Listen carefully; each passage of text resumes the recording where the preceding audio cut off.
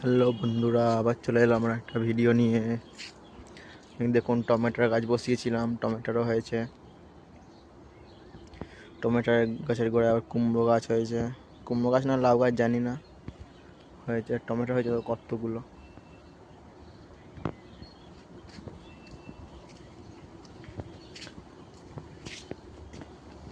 ঠাকুর ঘর, পুজো হয়ে গেছে সকালবেলা। খেজুর গাছে খেজুর হচ্ছে, দেখতে পাবেন না আপনারা এখন। সবই তো দেখলেন, এবার মুরগির বাচ্চাগুলো দেখুন কত বড় বড় হলো। এই দেখুন মুরগিগুলো, দেখুন কত বড় বড় হয়ে গেছে। মুরগি ঘরটা পুরো ঘেরাটা ফাঁকা করতে হবে, কিন্তু এক সাইড খুলে ফেলবো, খুলে ফেলে নেট মারবো, নাহলে মুরগি বাচ্চাগুলো মরে যাবে গরমে।